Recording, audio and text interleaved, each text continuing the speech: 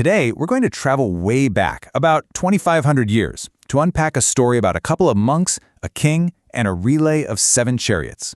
Now, I know it sounds ancient, but trust me, it has this incredibly sharp, modern lesson about how we chase our biggest goals. You know, it's a question we all wrestle with, right? Is the real value in all the little steps we take and the things we learn, or is it all about that one final moment when you finally cross the finish line? Well, this old story, called the Ratha-vinita Sutta, has a really brilliant way of looking at it. So, our story kicks off with the Buddha. He's staying at a place called the Bamboo Grove, and he gathers these monks who've just come back from his old homeland.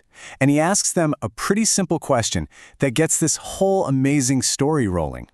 He's basically asking, so who's the person back home that everybody really looks up to? Who's the one that's truly walking the walk?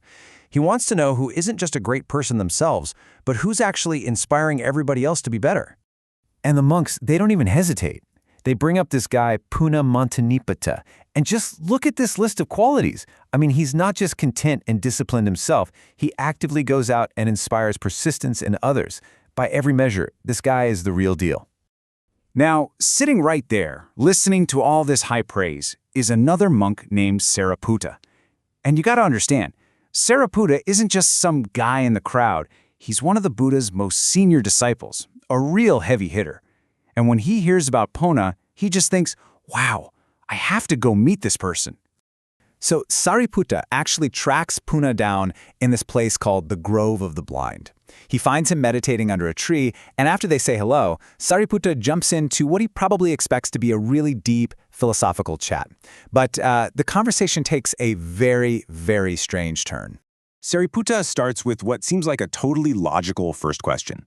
He's basically asking, hey, are we doing all of this stuff just to become perfectly virtuous people? Makes sense, right? Virtue seems like it would be the ultimate goal. But Puna's reply is just a single word.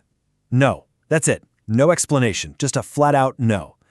This is not the profound discussion Sariputta was hoping for. Okay, so Sariputta pivots. Plan B. If it's not about our actions, our virtue, then maybe it's about our inner world. Is the point to achieve a perfectly pure and focused mind? Another great question. And you guessed it. The answer is, again, just no. Sariputta keeps trying, coming at it from 7 different angles. He asks about view, about overcoming doubt, and every single time, Puna just shuts him down. It's pretty clear the goal isn't any one of these individual stages. So finally, Sariputta is kind of exasperated, and he asks, well, if it's not any of those things, what in the world is the purpose? And that's when Puna finally reveals the real goal, total unbinding through lack of clinging. Okay, great. But now Sariputta is even more confused. And this right here is the heart of the whole puzzle. Sariputta is stuck in this paradox. Puna has told him that the goal, total unbinding, is not any of those stages of purity. But then when Sariputta asks if the goal is something totally separate from them, Puna also says no. How can it be both? How can it not be the steps, but also not be separate from the steps? So Puna, seeing that Sariputta is completely baffled, offers to tell him a story, an analogy to make it all make sense. He says, look, sometimes for smart people like us, a good story is the only way to really grasp a big idea. And the story is just brilliant. Imagine a king who has urgent business in a city far away. To get there fast, there are 7 chariots set up in a relay. He gets in the first chariot and rides it only until he gets to the second one. Then, and this is the key, he gets out, leaves that first chariot behind, and gets into the second one. He does this over and over again, using each chariot just to get to the next, until that 7th and final chariot drops him off right at the palace door. No single chariot was the destination, right? But every single one was absolutely essential. Puna then brings it all back home. He explains that each of those stages of purity that Sariputta was asking about, well, each one is like one of the king's relay chariots. And here's the genius of it. Purity of virtue is the first chariot. Its only job is to get you to the second one, purity of mind. Then purity of mind gets you to purity of view, and so on. Each stage is a vehicle. You use it for its purpose, and then you have to let it go to get on the next one.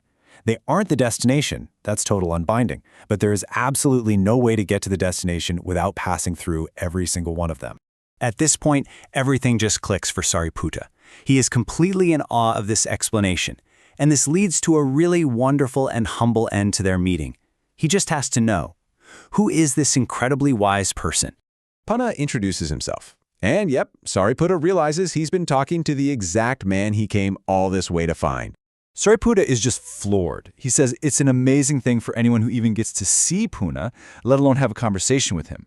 He's just marveling at how perfectly Punna was able to explain such a deep teaching. So then Punna asks for his name, and the guy who was asking all the questions reveals who he is. My companions know me as Sariputta. And now it is Punna's turn to be totally astounded. He realizes he's just spent all this time lecturing one of the most famous and respected disciples of the Buddha. Out of pure humility, he says if he had known who he was talking to, he wouldn't have said so much. And the story just ends on this beautiful note. Two wise, humble masters who met by chance shared this incredible insight and just took joy in one another's wisdom.